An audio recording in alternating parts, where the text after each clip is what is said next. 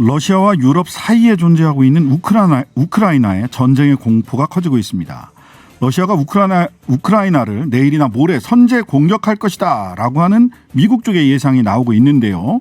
우크라이나 사태의 원인 그리고 정말 큰 전쟁으로까지 이어질 건지 살펴보겠습니다. 서울대 정치외교학과 신범식 교수님과 연결되어 있습니다. 교수님 나와 계시죠? 네, 안녕하십니까. 신범식입니다. 네, 안녕하세요. 자, 미국 정부가 동맹국들에게 러시아의 우크라이나 침공일을 내일 16일로 제시했습니다. 미국 폴리티코의 보도인데 진짜 내일 선제 공격 가능성이 있는 건가요?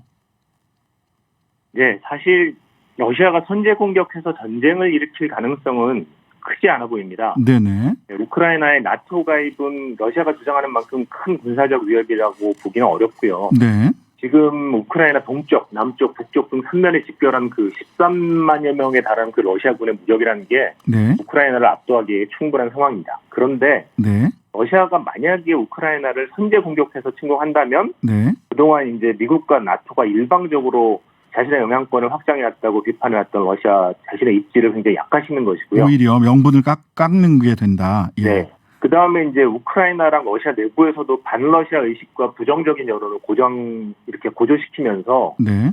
이 어려운 상황으로 몰아갈 수 있고, 그리고 또 들어가서 친러시아 정권을 세우더라도 2004년 오렌지 혁명에서 보여준 것처럼 네. 그 우크라이나의 친러 정권이 지속되기가 쉽지 않은 상황입니다. 네네.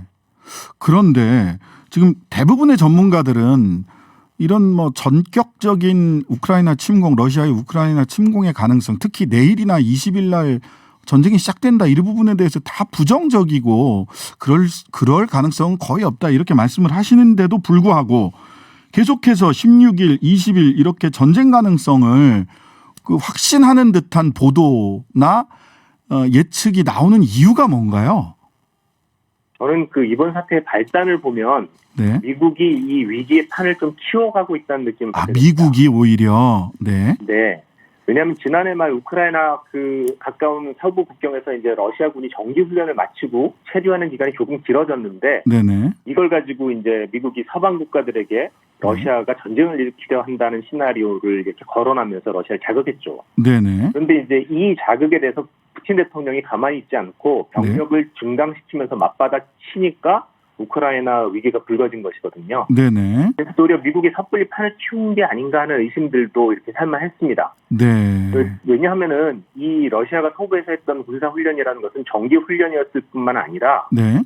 미국과 나토가 우크라이나와 군사훈련을 벌이면 거기에 대한 대응으로 맞대응 훈련을 러시아가 계속 해왔는데 네. 그런 게 이미 작년에만도 3차례 있었거든요. 네네. 그런데 미국이 전쟁 시나리오를 이번에 유포하면서 이런 식으로 이제 판을 키운 이유에 대해서 좀 석연치 않은 부분들이 있습니다. 네네. 아무튼 그렇게 러시아가 이제 이렇게 그 군을 증강시키니까 미국도 바로 가만히 있지 않고 유럽 주둔 그 8만 명의 미군의 준비태세를 재검토했고 4,700명의 본토군을 파병해서 폴란드, 루마니아에 배치했잖아요. 네네. 그러니까 이제 러시아도 다시 안 참고 다시 3만 명을 우크라이나 북쪽에 있는 벨라루스에 증강했죠. 군사훈련을 하면서 서로 막 이 치킨 게임을 벌여가고 있는 상황이 되고 있는 거죠. 그런데 여기에서 전쟁 개시를 얘기했다는 것은 미국이 그 러시아에 대한 압박을 계속해 나가는 중요한 수단으로 보입니다. 네. 그 아까 석연치 않은 이유라고 말씀을 하셨는데 미국이 긴장을 오히려 부추긴다. 석연치 않은 이유. 사실 일상적인 어떤 군사적 행동을 놓고 미국이 오히려 군사적 긴장 관계를 더 불러일으켰다. 근데 그 이유가 좀 석연치 않다라고 얘기를 하셨는데 추정해 볼 수 있는 미국이 이렇게 군사적 긴장 관계를 부추기는 이유, 추정해 볼 수 있는 것들이 좀 있을까요? 아마 미국은 유럽에서 이 러시아를 적으로 만들면서 네. 유럽 동맹국들을 결집하고 네. 러시아가 그 유럽 안보에 집중하게 만들어서 네. 아시아 방면에서 미중 경쟁에 중국 편을 들면서 개입하는 그런 것들을 방지하려는 의도를 가지고 있었을 것으로 추정해 볼 수는 있겠습니다만 네. 그렇다 하더라도 조금 좀 무리스러운 측면도 있는 것이 아닌가 하는 생각이 듭니다. 첫 번째는 어쨌든 지금 대중국 포위 전략을 아시아 전체에서 지금 하고 있으니까 전 세계적으로도 미국이 대중국 포위 전략을 하고 있으니까 이쪽의 긴장을 높임으로 인해서 아시아 쪽의 중국 포위 전략을 좀 더 튼튼히 하려고 하는 것이라고 추정해 볼 수 있겠다라는 취지신 것 같고요. 네, 그리고 유럽 동맹국들을 결집시키는 것도 중요한 목표입니다. 유럽 동맹국 결집. 그다음에 한 가지 혹시 보통은 이런 행동들을 했을 때 대통령의 국내 정치적인 필요성 때문에 해외에서 군사적인 갈등을 촉발시키거나 이런 경우들도 있지 않습니까? 바이든 대통령이 최근 미국 국내에서 정치적 지지도가 상당한 정도로 손실이 됐는데 혹시 그런 국내 정치적 요인은 없나요?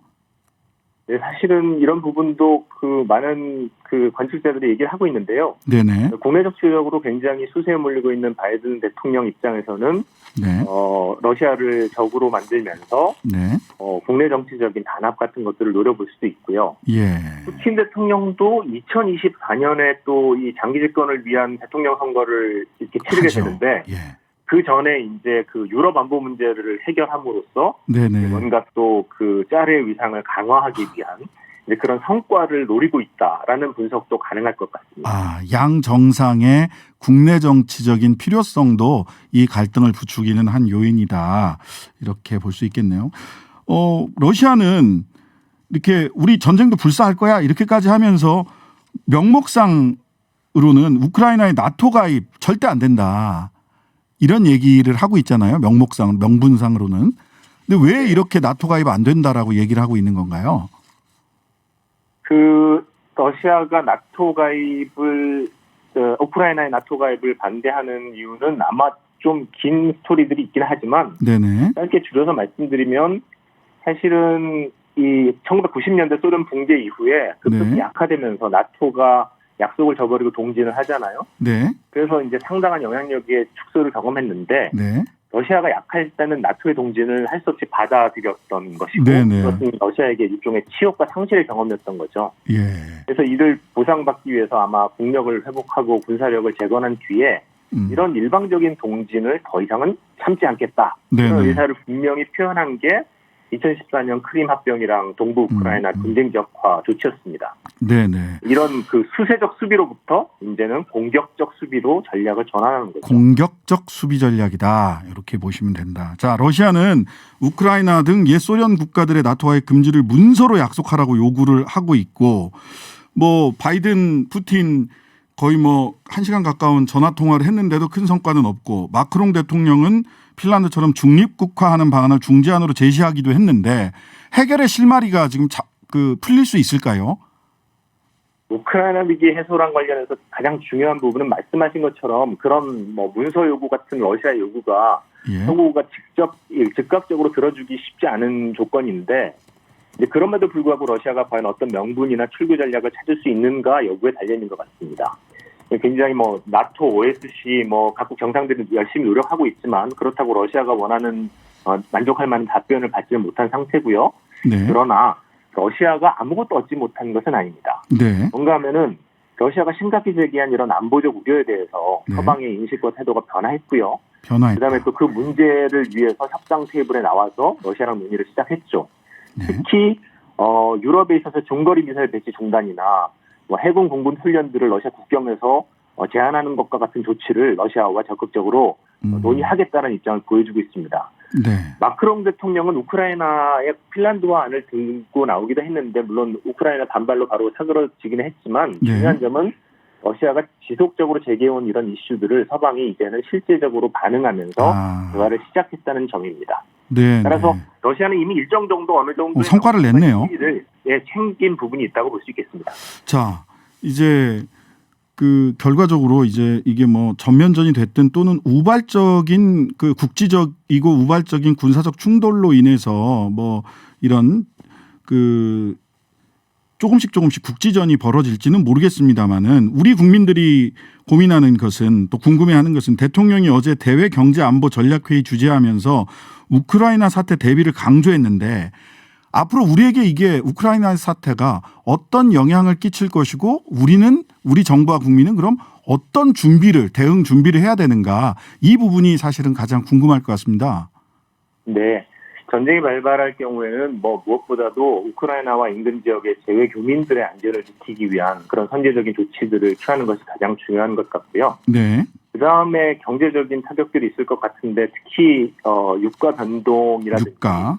예. 대러시아 결제 문제가 발생할 경우에 대한 대비 등도 예. 필요하겠습니다. 아. 그런데 이런 전쟁 시나리오 이외에도 예. 국제 정치의 변동에 대한 영향에 유의할 필요가 있겠습니다. 네네. 아마 전쟁이 나든 안 나든 네. 이 우크라이나 위기는 유럽 안보의 새로운 조정을 위한 신호탄이 될 수 있을 것 같고요. 네. 이런 변화는 아마 국제적인 글로벌 신냉전의 전개와 관련해서 중요한 영향을 미칠 것으로 보입니다. 네. 그런데 이제 동북아에 가장 큰 영향을 미칠 것으로 보이는 경우는 네. 러시아와 미국이 계속 갈등하게 될 경우에 네. 이 갈등의 여파가 동북아에 미쳐서 네. 예를 들어서 우리가 흔히 알고 있는 북중러 신북방이라든지 한일러 신남방이 서로 대립하는 구도를 동북아에서 재현시킬 가능성이 있거든요. 아, 네네. 근데 가급적이면 이런 구조가 출현되는 것을 막는 것이 굉장히 중요하고요. 네. 물론 이게 우리의 능력을 넘어서는 일이긴 하지만 네. 지정학적 중간국으로서